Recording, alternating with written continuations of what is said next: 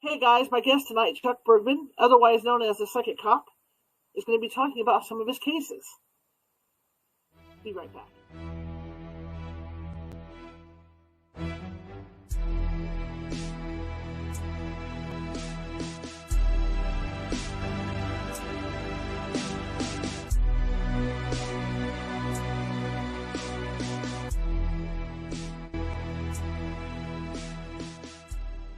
Grab your popcorn and snacks. Find a comfy spot, take a seat or lie down, and let me transport you to a place of fantasy, ghost stories, ancient legends, odd creatures, alien encounters, and other magical topics. You may even decide to join the conversation.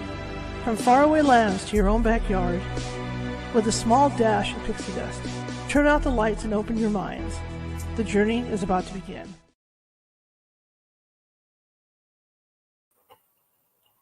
Hey everybody, welcome to the show. Happy, Tuesday? Yes, Tuesday. I'm losing track. My name is Charlotte. I'm going to be your host for the next hour. I'm also the owner of the California Haunts Paranormal Investigation Team based out of Sacramento, California. We are 45 strong up and down the state of California. We even have people in Nevada, Oregon, and Washington, and some in Hawaii. But we'll talk about California first. The reason why I say it may take us a while to get you in California is huge. People don't realize that we could just be our own thing, our own existence out here, away from the United States. It's so big. So, when when people think of California, they kind of think of us like Hawaii, we're surfers and all that good stuff. And it is like that. I'm going to get Jack figured out, guys. By the time we get into Christmas, we're going to have Jack figured out. But it is in ways because, our main West Coast does have surfers, and I used to hang out with them down in Santa Cruz a lot in the summers. But there's also the North Coast, which is kind of colder, so it's a lot of wet. People still surf up wetsuits, but no bikinis and things like that. And then, the closer we get to Mexico, the warmer it is. But as you come inland, you run into bigger cities, you run into deserts, you run into low desert, high desert, you run into a lot of farmland, a lot of rural communities out there, and a lot of mountains. There's a lot of mountains. The closer you get to Nevada, lots of mountains. Nevada and Washington. So in Oregon, because Mount Shasta and things like that. So yeah, it's huge. So when I say it might take us a couple days to get you, that's true. But in the meantime, don't fret because we do have psychics on staff who can call you in the interim. And if you do have activity going on, in most cases they can calm the activity down before we get out there to work on it. So don't feel like we're not going to get to you because we will. Okay, we definitely will. That being said, for everybody watching on Facebook tonight, if you like what you see in here, please be sure to hit that follow button if you haven't done so already. If you're on YouTube, same thing. We're looking to keep filling those subscribers up. So if you haven't subscribed yet, please feel free to do that and share the show. Okay, everybody, share us around. You might be in your house cooking pies for Thanksgiving or whatever, and there's other people in the house, and you hear the show and you think the show's pretty cool. Bring somebody in to show them. Project this up on the TV. I've even had people carrying me in their pocket as they're doing laundry. So yeah, be sure to share the show. That's for both YouTube and Facebook and Twitch. All right, because there's where we're broadcasting live tonight. Also, if you're on YouTube, like I said, subscribe. But check out our videos. We have more than 800 videos sitting over there. They're all this show. And if you go through them, it gets confusing. So I put everything under categories, so that you can get to them easier. Like if you're into UFOs and alien encounters and all that, there's a folder for that. If you're into psychics and mediums and things like that, there's a folder for that. If you're into medium Nancy Matz, definite folder for that. So almost every topic that we cover is in a folder now, so you can find it. Make it easier to find. All right. So that being said, again, if you like what you hear tonight and there's other people around, call them over and share us. Share us with your friends and all that stuff. All right. My guest tonight, very interesting guest, because we kind of hold something in common in a way. When I was a journalist full time, I was on a crime and court beat. And so I used to go out to all the accidents, all the murders, you name it, And I remember as a kid, like you guys know very well, I grew up sensitive. I saw a lot of stuff in my house, still do. But everything kind of shut down for a period of my life. Most teenagers get busy. They don't realize that's still there.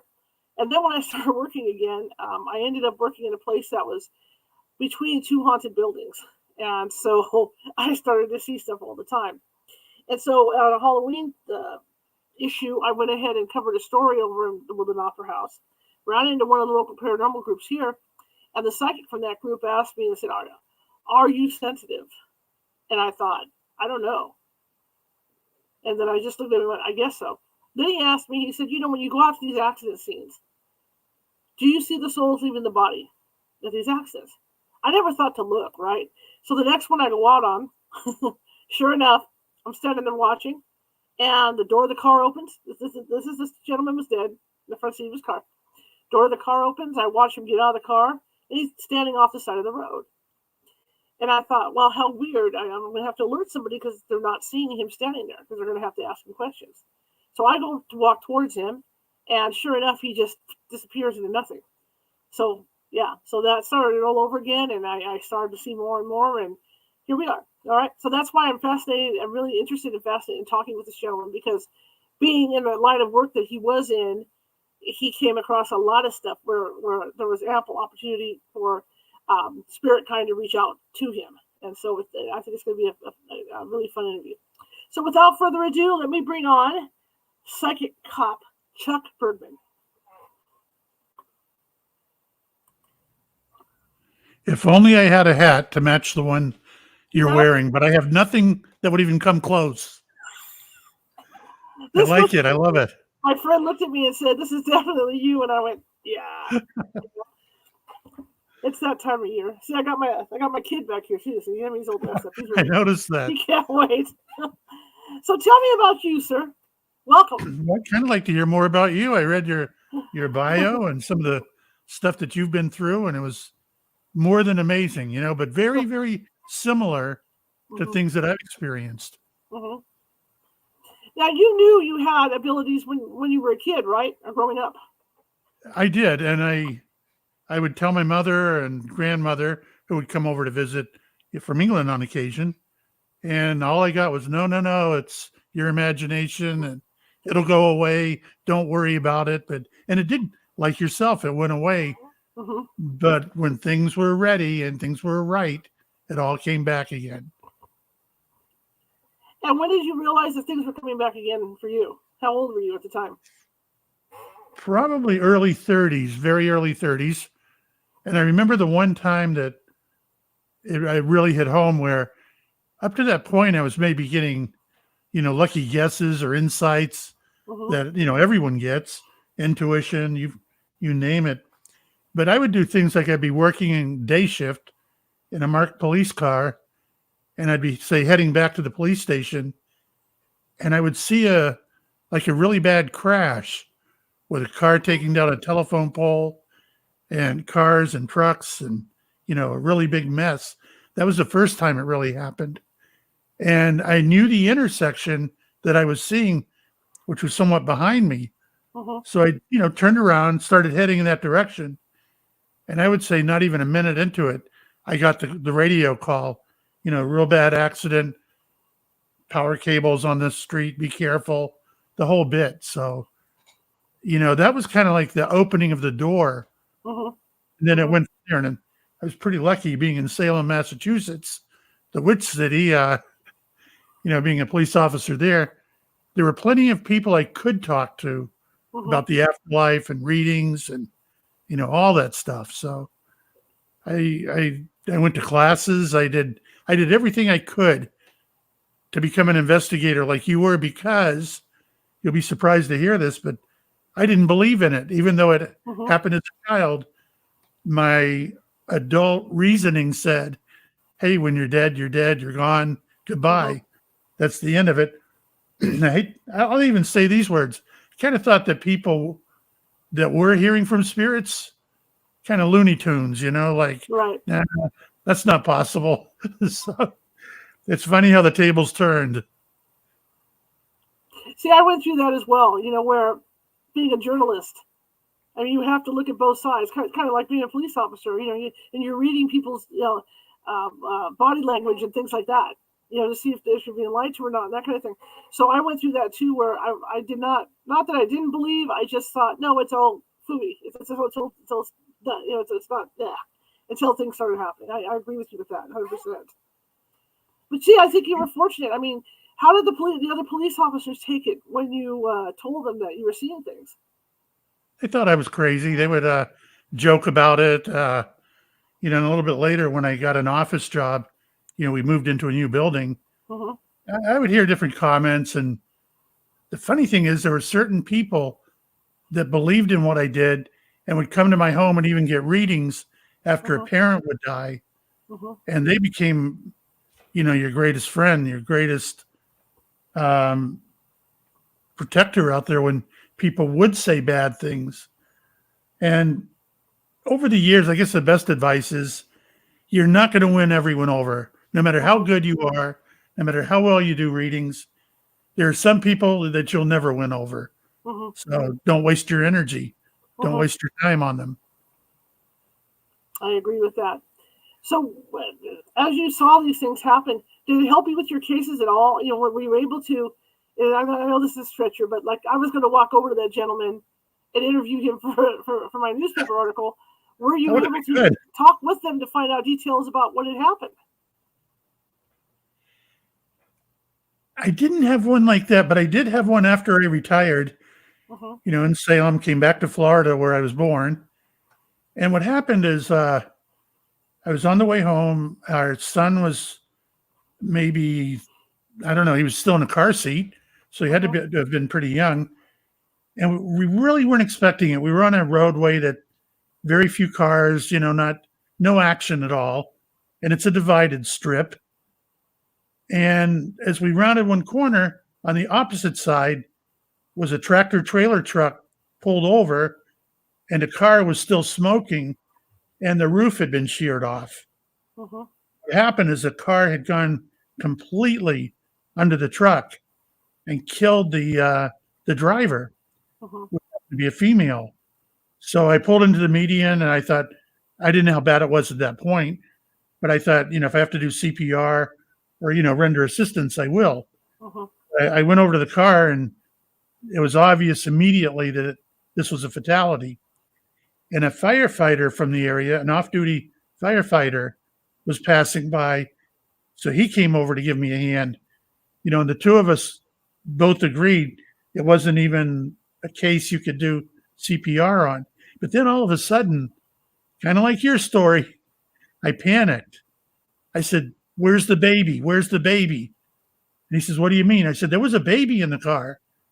And he says, "Well, there's no car seat. There's no toys, no blankets, no bottles, nothing." I said, "There was a baby in this car. Check the ditch, check the wooded area, check under the car, check under the truck. A baby was probably thrown out of the car." I keep getting that, the baby, the baby, the baby. And at that point, I wasn't terribly into the, trying to be psychic 24 hours a day. So anyway, no baby. And, the fire department arrived, the police arrived, they took over. I kind of got in my car and left. 2 days later, I'm reading a newspaper article on the accident where it listed all the information about the operator, and the mother was pregnant, and that's the baby that was dying that I was picking up on, but I didn't know it.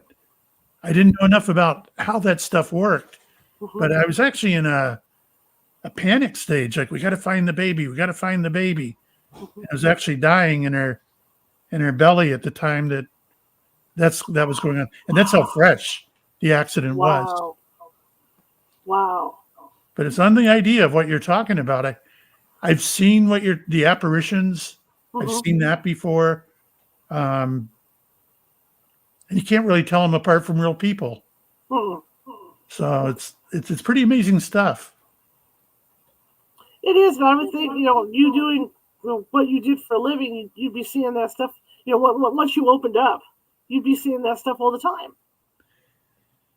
Yeah, I'm kind of glad it works the way it does. It's like I get to be me and do my stuff, and then when it's time to buckle down and either do a phone reading, and I don't know how when I do a group reading, it's like you walk in the door, and I laugh about it. I tell people I'd almost rather be a comedian, because a comedian, you can try your jokes on people all week. You go, "Oh, that one didn't work. That one bombed. I'm not going to use it."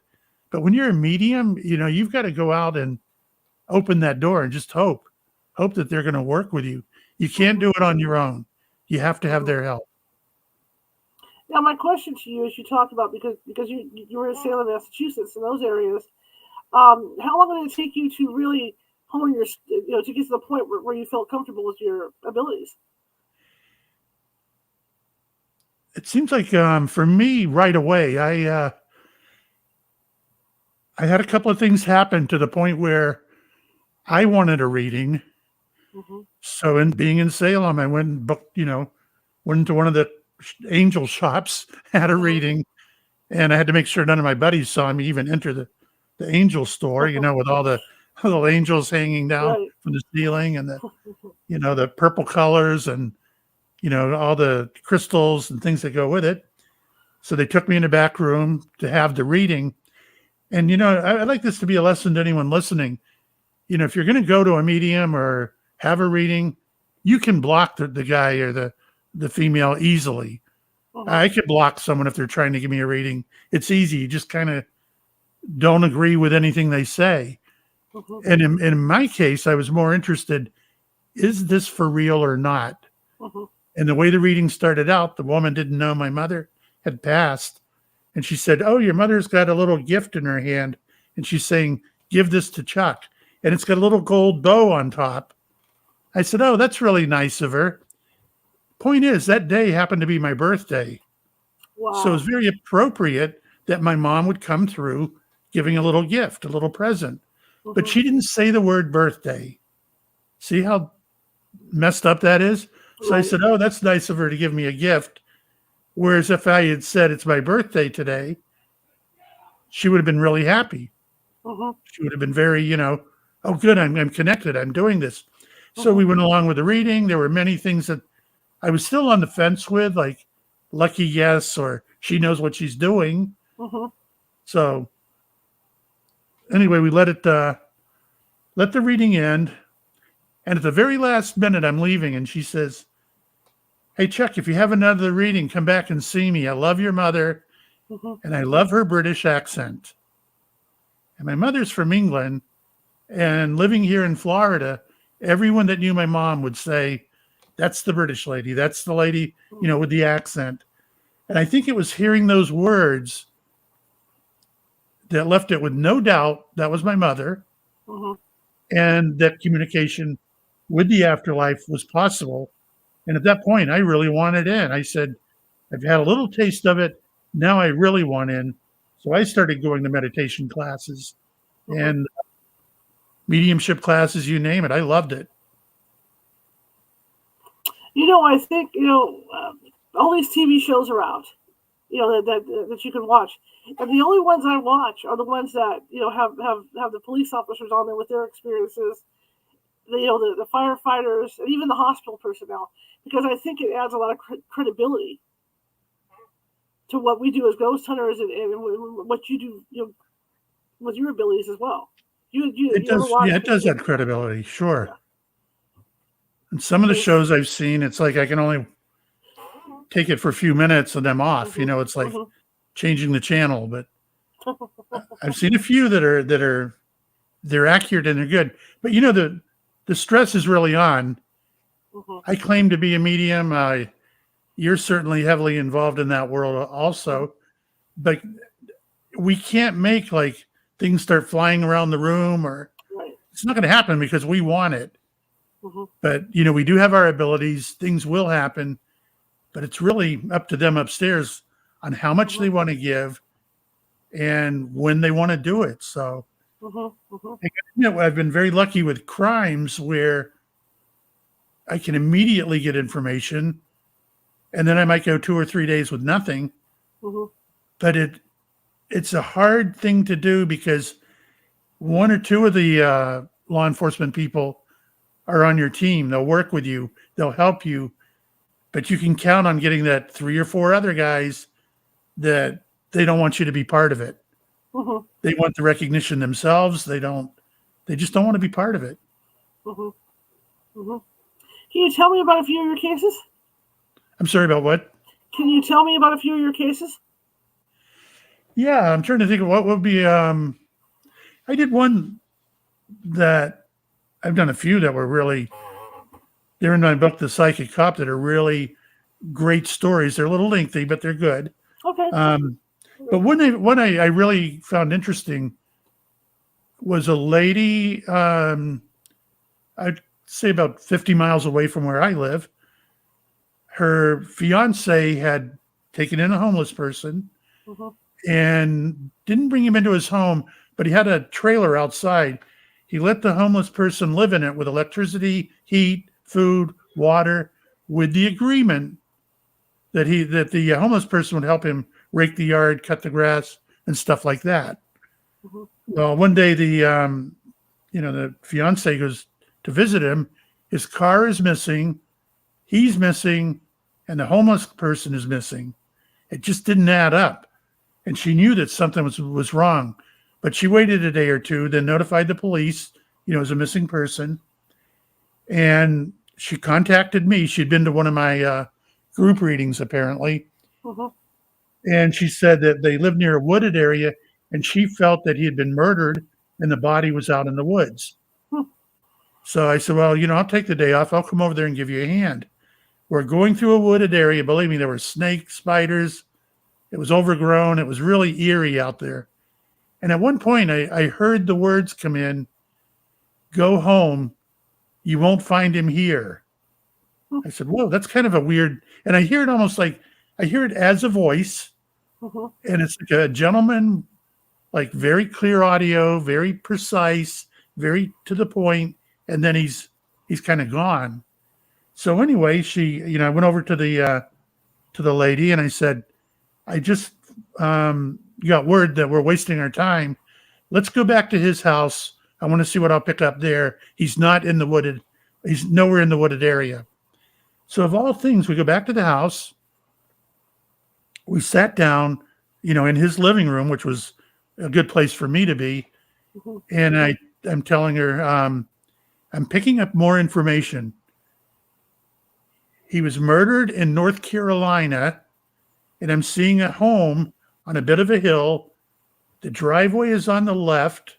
It looks like it's white stone, or it could be really clean cement, but it's a white driveway going up to the house, left side of the yard. I want to go halfway, cut across the yard, and against the fence line, that's where you'll find your fiance's body. Now, why North Carolina? I don't know. Why did it come in the way it did? Who knows? A couple of days later, the lady gets a call from North Carolina police detectives saying, oh, and by the way, it's kind of important. The car that he drove up to North Carolina was registered to her, making her the owner who could then report it stolen. So she reported it stolen. North Carolina spotted the car, ran the plate, and realized, hey, this guy driving it is in a stolen car. So they run him and find out where he lives and everything, which is in North Carolina. And they even took him to the house or went there to talk to the parents to try and get more information on the guy driving the car, the homeless person. Mm-hmm. Meanwhile, because it was in North Carolina, the lady that I'm helping out played a recording back to the detective where I described, where the body could be found on that property, because he let her know. He said, the house where the homeless person is staying, which is his parents, it's on a bit of a hill, white driveway on the left, very long driveway, but we had no reason to check the fence line opposite side of the yard. So with that information, he went back, they checked over there, they found an area that looked like it had been dug up and, the soil returned. And I believe they were able to get a search warrant, which I'd love to read it. I don't know how they got the search warrant, but they did. And they dug up the body. Wow. So those are the type of cases I've done. Many cases very similar, where typically I don't even work with the police. I work with the families. We solve the case. I kind of get in, get out, give them the information. And basically, I found it works better if I give the information to the family, then they work with the police, Mm-hmm. and I'm out of the pictures. Even though I've done, 32 years as a police officer, Mm-hmm. it's still not that easy to work when everyone's trying to second guess what you're doing, how you're Mm-hmm. doing it, and they think you're in it just for the publicity. Yeah. So, I'm kind of glad I don't have to do that anymore. I like the level I've reached with it, where I still help out on occasion, but I spend most of my time either doing in-house phone readings or maybe a group of 20 or 30. That's what I like doing. Well, that was my question. Here you were a police officer. You had these abilities. Did the chief or anybody ever ask you to do this? While on the clock, or was it just something that maybe you volunteered when you were on different cases? It was just the opposite. I was ordered not to do it. Okay. And the reason was I got called into the chief's office one day. And I would say, are you familiar with our one of the earlier mediums, James Van Prague, who's Yes. still very, very, very busy, Yes. very, very active, a very, very good medium. I had gone to a book signing right after I started opening up with this and became friends with him. In fact, the story goes, it was very quick, where he was signing books, and wanting to get out of New England because of a snowstorm. He didn't want to miss his flight. And when he signed my book, he said, "Wait a minute, is your mother from England?" And I said, "Yeah, James, how would you know that?" And he says, "Well, his mother's from England as well. And my mother is telling his mother that I can do mediumship as well as he does it."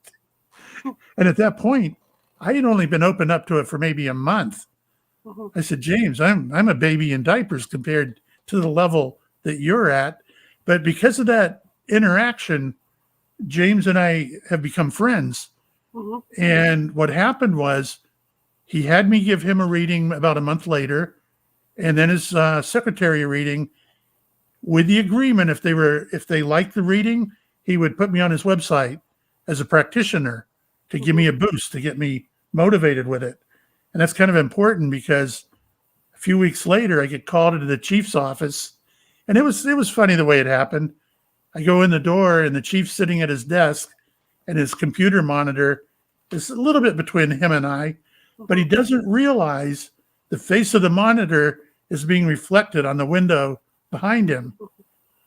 And he just happened to, he's parked on the James Van Prague website. Mm-hmm. So before I even sit down, I go, uh-oh, he knows what I'm doing. And he had a good point.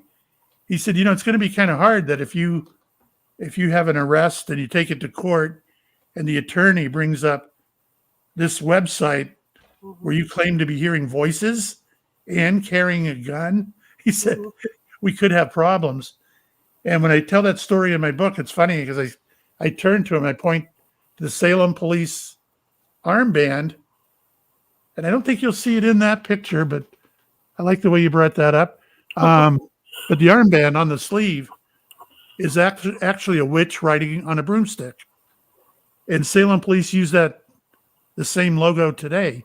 Mm-hmm. So I said, why would that be a problem? Look, and I pointed to the police patch, and he said, "Look, what you do in your own time is up to you, but you can't do it when you're working." And he didn't want me to reach out to other departments or do anything that would bring attention to Salem. Right. And I get it. I understood all that, so for me, a lot of things really took off right after retirement. That's when I started doing missing persons, murders, you name it. I couldn't keep up with them. There were so many. As you came into your psychic powers, okay, was it hard for you? And I've never done readings for people. I haven't gone that far, but was it hard for you to take the initial step to start to work with people and do readings? Yeah, it's funny you asked that question, because I would go to this thing that we called platform practice. Mm-hmm.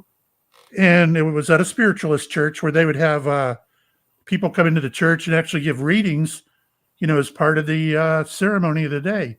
Mm-hmm. And some of the readings were good, some were not so good, but it was always to me entertaining.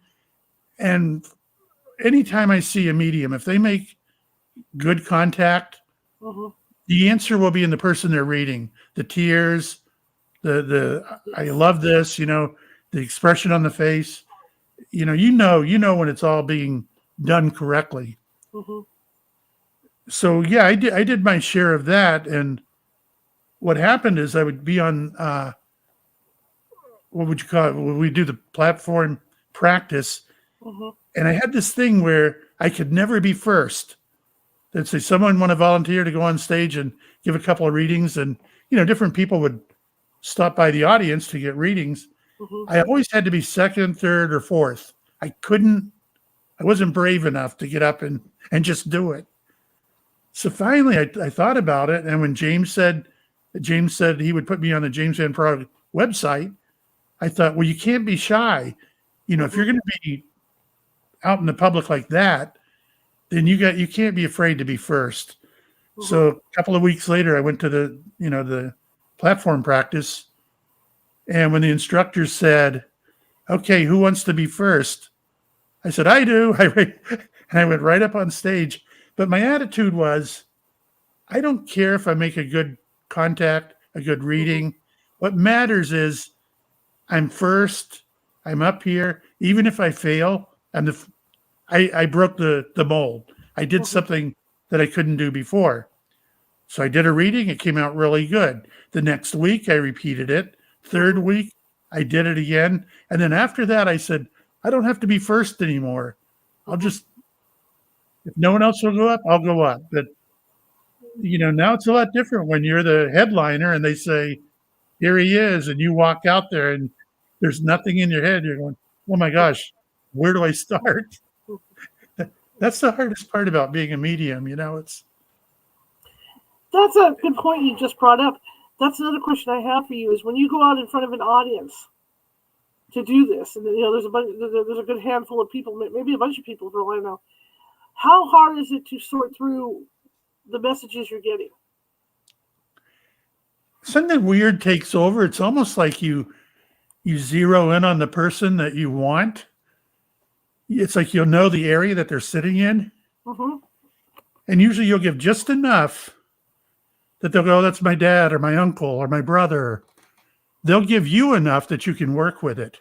And while they're talking is usually while I'm bringing in even more information.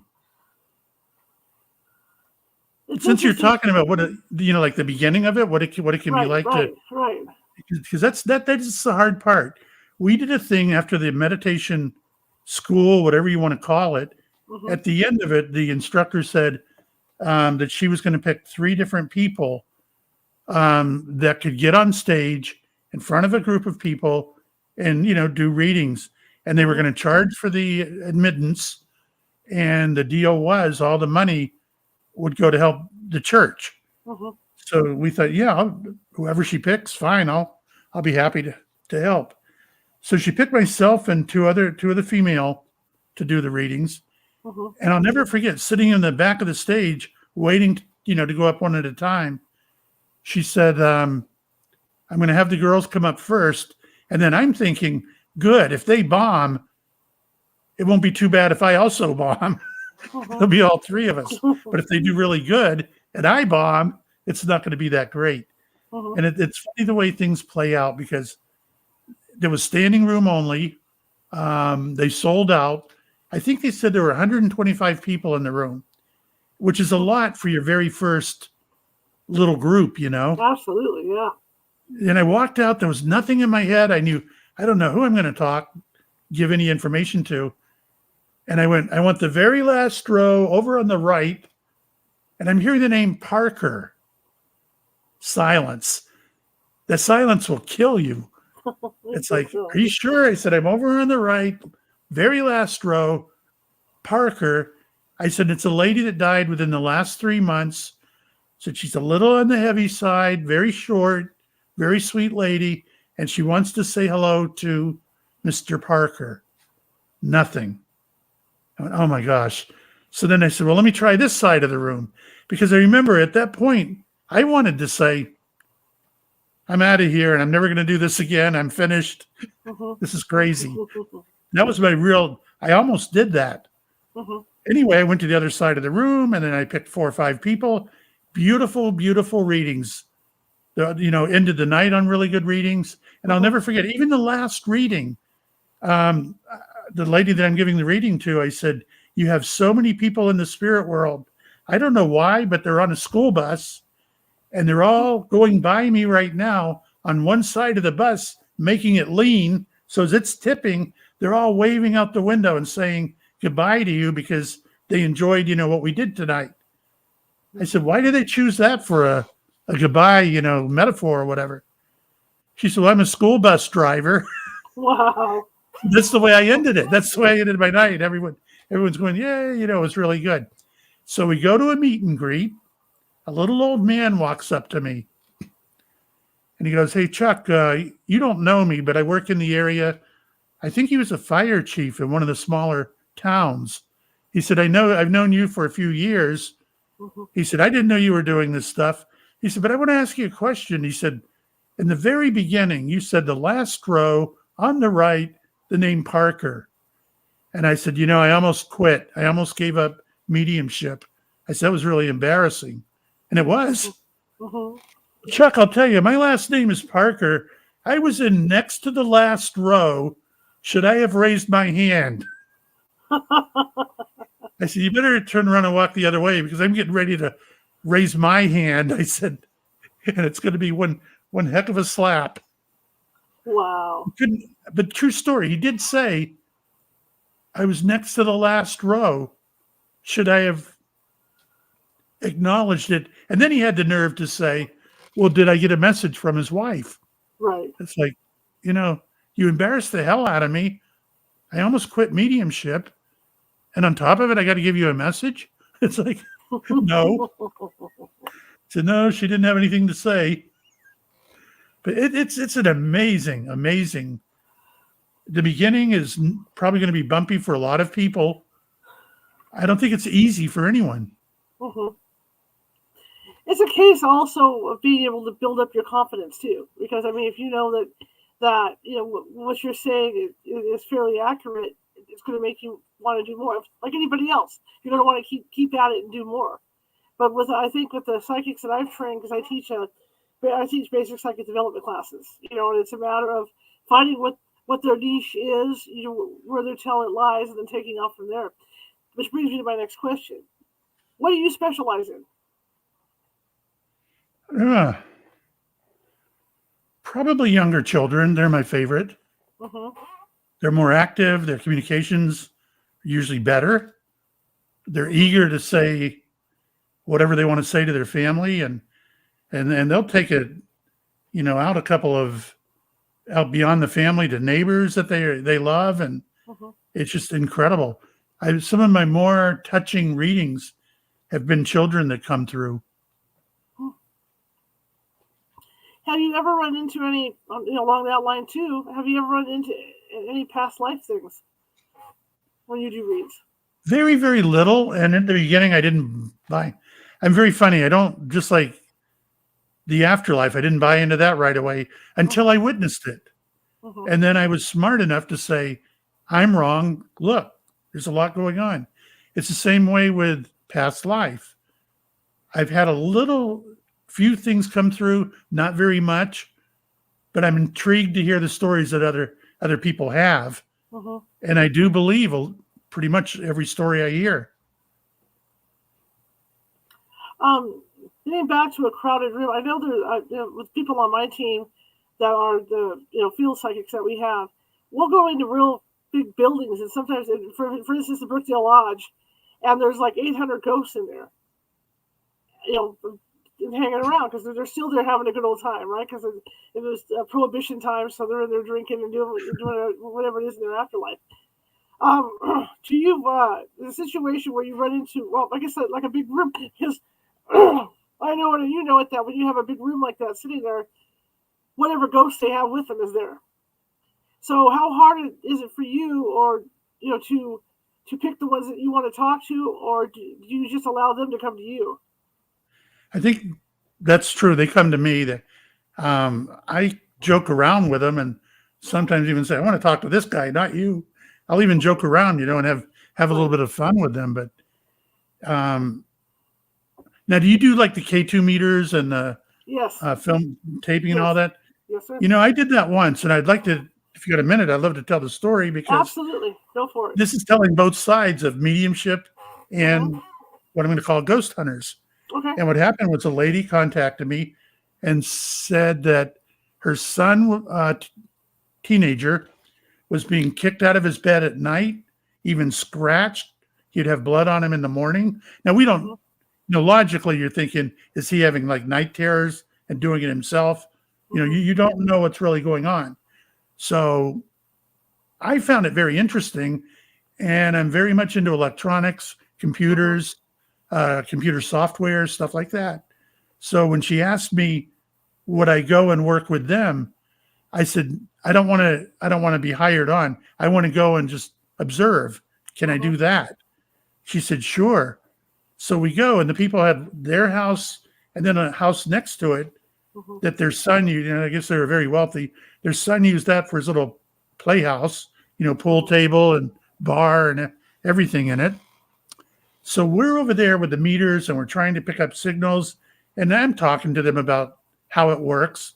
And I thought it was pretty ingenious that they put the K2 meters in different areas. So they'll try and pick up the entry of a spirit. So one will go off and then get weaker. Another one will go off and they'll kind of know where that spirit is in the room. And I thought that'll be interesting to see if then I can see or connect with the spirit. Mhm. But after about an hour and a half, nothing for any of us. Wow. So they're packing their gear up. We're going to go into the main house. And at that moment, before we went out the door, I said, wait a minute. I just saw the weirdest thing. Can anyone relate to about a 10-year-old kid up at bat? He's got the baseball bat ready to hit the ball. He's got the helmet, the uniform, chain link fence behind him, the stands. I just saw the whole thing. Does that mean anything to anyone in the room? No, Chuck, you're crazy, And I said, okay. We go to the next house. We checked out the first floor. No activity. Mhm. We went to the second floor. We went in mom and dad's room. No activity. We crossed the hall to go to the room where all the activity with their teenage son had been happening. And the entire wall was a mural of him, their son, when he was about 10 years old, playing baseball with a baseball, Incredible. but it covered the entire wall. Wow. And don't forget, I had never been in that house until that very evening. Mhm. So I knew right away. I said, oh boy, they're working with me. So we did the kids' room, and I don't know, in fairness to the ghost hunters, we worked till about 3 o'clock in the morning, and it was fun hearing some of their stories about, what they had seen and everything. Mhm. So anyway, around 3:30, the parents came back home. They didn't want to be there and interrupt the ghost hunters' work. Mhm. Mhm. And then they were wonderful people. They brought back food, coolers with beer in it, you name it. It was like a feast, back in the kitchen. Mhm. So I go back there and everyone's talking for a minute. And all of a sudden, when the mother and the father came in, I had to do it. And I don't know if you've ever been in this position, but I said, because they were talking about the results. They've got to check the tape. They got to check the audio, Mhm. got to listen to the headphones, do all of that. And I said, in front of everyone, I said, I've got to ask a question. Did your son have a brother, a twin that died at birth, and he doesn't know about that twin? And the way they looked at each other, you knew the answer was yes. And they looked at me and said, how would you know that? I said, what's going on? The spirit of his brother has been around him all the time, but he's telling me, now the young man is in the room as well. They're telling me that he's got his own little playhouse next door. He owns 2 cars. He's got a boat. He's got everything he wants, but he treats mom and dad like garbage. He doesn't help them out. He's very selfish. And his brother in spirit doesn't like the way he's living his life. Huh. He would give anything to switch places and let him know what it's like to be over there compared to, being here with everything you have. Right. And the kid started crying, went over and hugged his mother, hugged his dad. And the most beautiful thing was I got an email about a month later. The mother said all the activity died down and stopped, nothing at all. But the best thing was their son, he's always there for mom and dad. Totally changed his attitude, realized what kind of a person he was, and he did something about it. So when you get to witness stuff like that, it's beyond amazing. It is amazing. And you were talking earlier about making, not intentionally, of course, but making people cry and stuff. And I found that during investigations with my psychic staff, when I hear that, and I hate to react that way, I'll be sitting out in the command room, away from everybody, and I hear somebody crying, I'm like, yes, because they hit on something. Tears of love, I call it. Tears of love, yeah. But it's terrible to be that way if somebody actually saw me do that. I don't mean anything by it. It's just that's how I. Sure, I didn't either. I meant it as. Yeah. You've hit a chord when that's happening. That Absolutely. you're helping them. They're releasing, and people find that I'm the kind of person, like if their spouse passed or their child, I'm someone they can talk to. Other people don't know how to talk to them. That they come up with the cliches, like, oh, you'll get over it, or I'm sure it was a wonderful person, but they can't get down to the mud. They can't get down and talk about the person as if they're still here. But see, even just sitting here talking with you today, you're easy to talk to. You're easy to have a conversation with. So I can see why people would be really relaxed around you, when you're doing the readings. I enjoy people, and I love, every time I pick up the phone to do a reading, I have been surprised so many times at who will be on the other end. And even movie stars that have someone else book the reading, so I don't know who I'm reading until I pick up the phone. And when that happens, it's like, how can I sit here and act like we're on the same level or not? Right. The other thing now, as you came into your abilities, are you astounded at what you can do? Yeah, in fact, I would, even up to a couple of years ago, if I had, say, a noontime reading, all morning, I'm going, can I do this? And what am I going to tell them? And how's it going to happen? And, it's like, it took a while till a medium finally cleared my head and said, I'm not doing anything. They're doing everything. They're doing all the work. Let them do their job. They'll do what they have to do, and they want to do it, and they pick who they want to do it. So if you keep that in mind and you go with it, for all the readings I do, I only have maybe one a year where I just refund the money and say, there's nothing coming through for you, or we'll do it next week. We'll reschedule. There might be a reason why nothing's happening now, but maybe one a year. Those are good averages. So it's a good average. It's a good average. Now, when we talked about your specialty earlier, how do you see things? Do you just hear things, or do you actually see see who you're talking to? It's crazy. Sometimes I'll hear it as a voice. Sometimes it's almost like I already know the name or the answer or whatever. Sometimes it'll be very vivid, very, very clear. And in some cases, it'll even be feeling. It'll be pain. One of my favorite stories, because this is a hard one to explain when I start off, you go, where's he going? Two ladies are on the phone and it's a reading.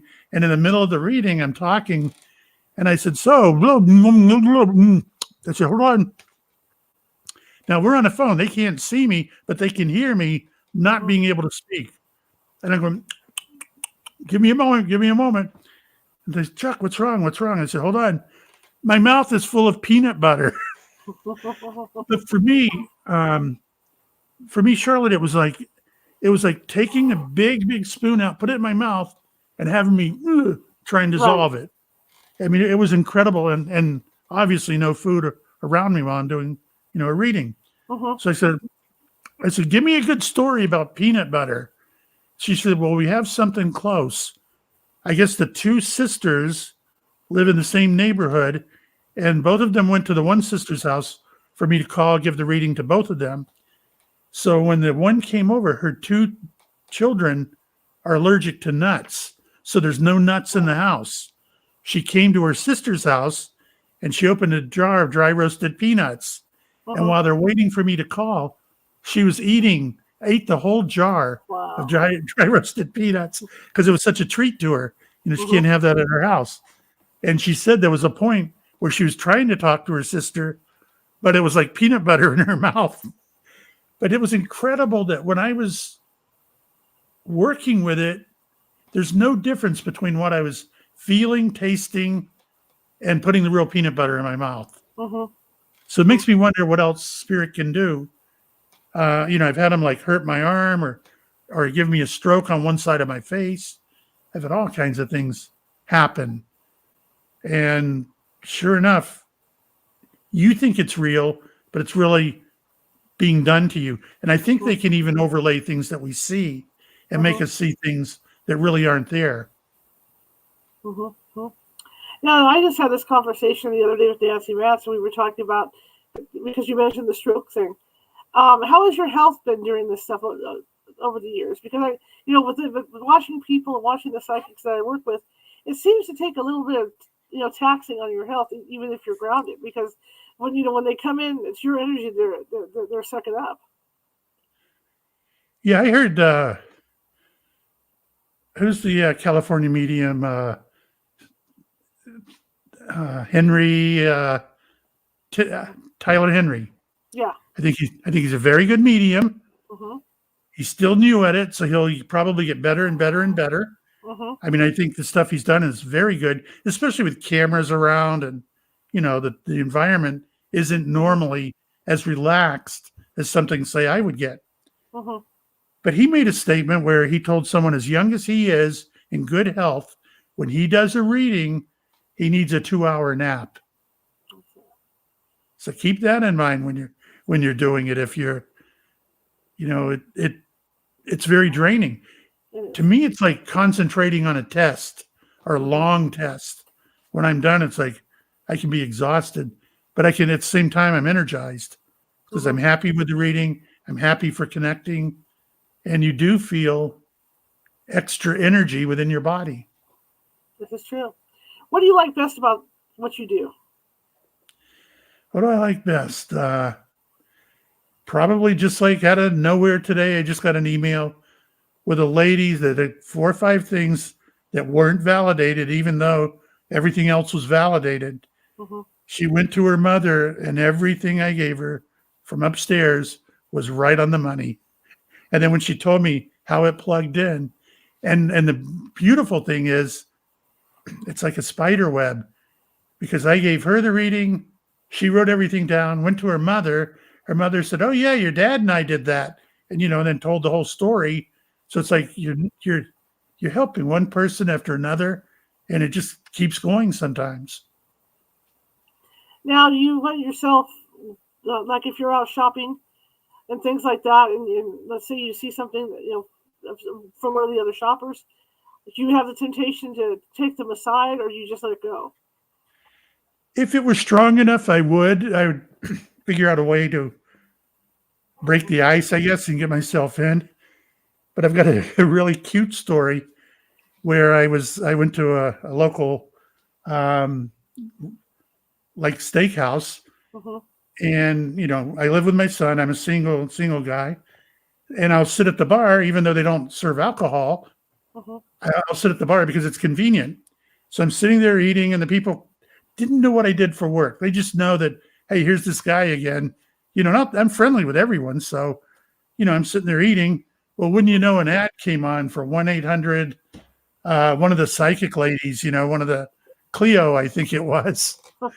And everyone's like looking at the commercial, and out loud, I said, "Oh, I don't believe in that garbage." And everyone joined in. "Yeah, I don't either. That's bull." They went on and on and on. And I'm sitting there kind of laughing. Well, if they only knew what I did, they wouldn't be laughing. Well, they had just hired a new waitress. She walked over, looked at the TV, and said, "I believe in psychics." She said, "In this area, does anyone know of any psychics that I could hire? Because my brother died last week, and I would love to hear from him." And after I made that comment, how do you go, I'll do it. You can't really. But this was amazing because you ask, is it turned on or turned off? And I said, well, your brother's with you no matter what you're doing. I said, he's got a very strong love for you. I said, he's with you right now. He's got his finger with white cream on it, and he's putting it under his eye. And he's telling me to tell you, oh, thank God, I don't have to do that anymore. I said, what is the white cream? Oh, he hated that. She said, just before he died, he had an eye infection, and he had to put this cream on under the eye, and it burned the eye. It would burn the eye, and he hated it. So now I've got the other people who heard me say, oh, I don't believe in that. And I said, here, let me give you my business card. We'll talk later. I said, just give me a call. I said, in fact, because I don't like soliciting that way. Right. I said, my phone number, email, everything's on there. We'll set something up. You can come to my house and I'll give you a free reading. I know your brother will come through great. You can even bring your family. So I gave her the card and let it go at that. And we, later we talked. So it was good, but it was really funny how I thought it went from something funny to I'm talking about the cream.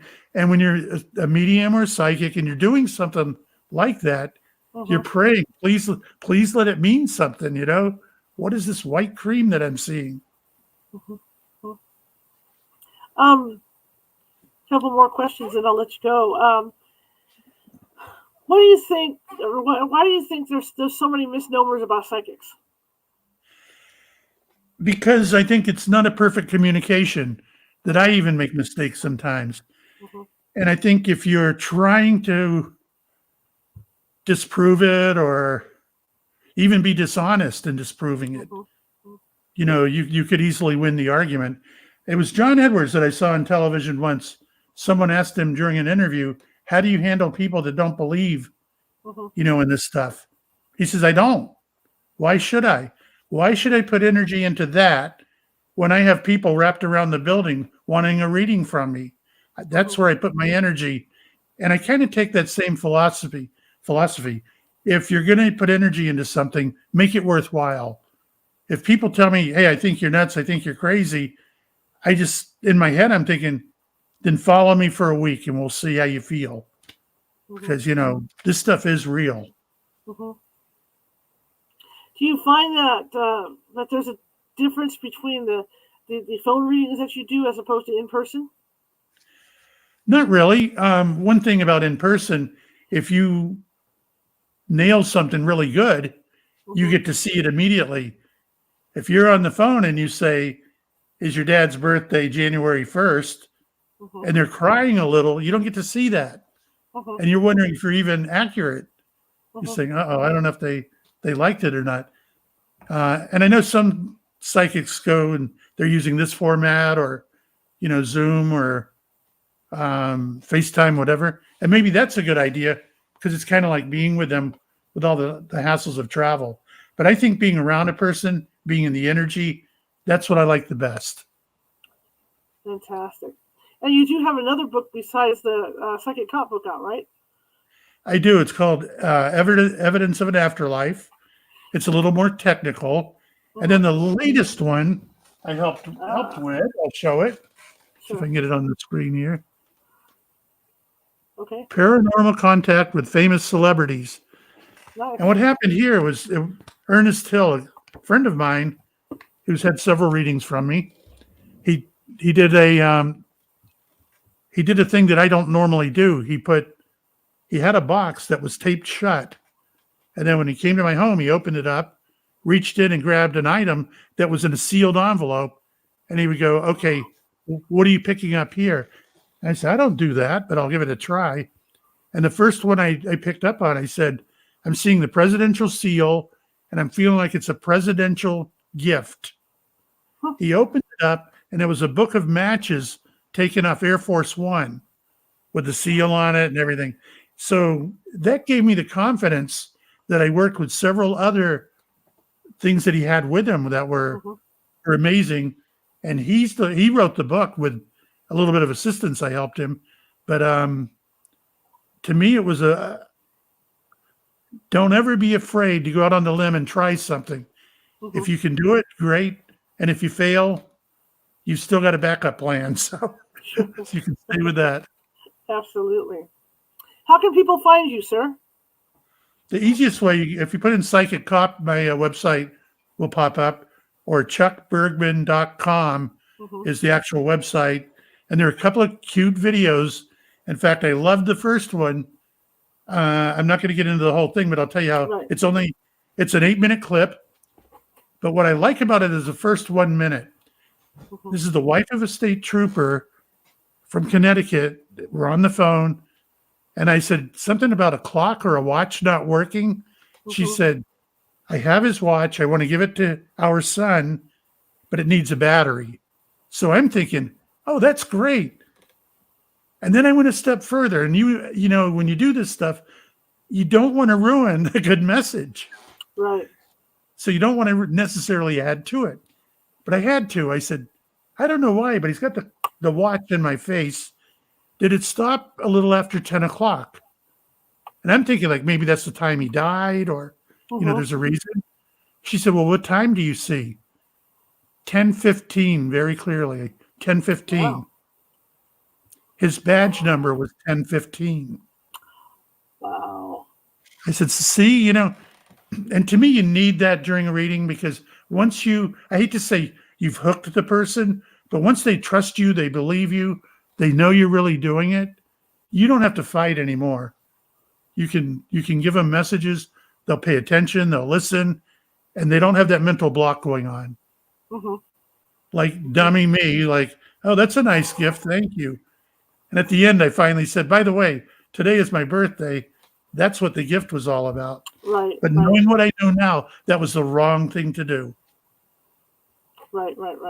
Chuck, thank you so much for coming on. I really appreciate it. This is great. I enjoyed every second of it. That hour flew by. We've got to do it again. 2 I think we hours. should. Absolutely. I think we will next time. I'd love All to right, do it well, again. Okay, great. Well, I'll be in touch. I'll let you go now, but I'll definitely shoot out an email and we'll get something booked again and get you back on. Sounds good. Thank you. You have a great evening and great Thanksgiving, sir. Great Thanksgiving. You too. Okay. Bye-bye. Bye. Oh, wow. That was cool. Absolutely cool. Learned a lot about, his background being psychic and all that good stuff. Tomorrow, we are going to have a gentleman on talking about missing persons. And I know you guys, know about that missing 411 gentleman. It won't be him, it'll be somebody else, but we're going to be talking about national park cases and things like that. So that'll be our usual time at 6:30 p.m. Pacific for y'all. So don't forget to be here.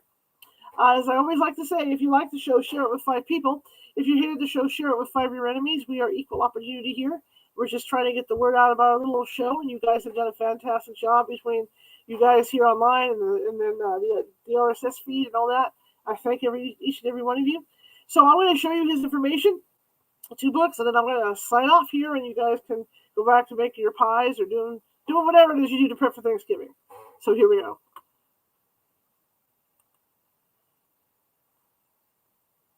Website, chuckbergman.com, all lowercase.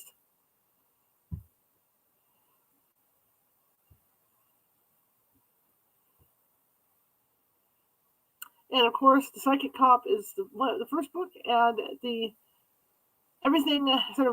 I'm blind. Everything, evidence for the afterlife. We'll just leave it at that. I'm blind. You guys know that. It is what it is. And of course, you can get those through his website or over at Amazon. All right, guys. I will see you tomorrow, 6:30 p.m. Thanksgiving Eve. So enjoy your evening.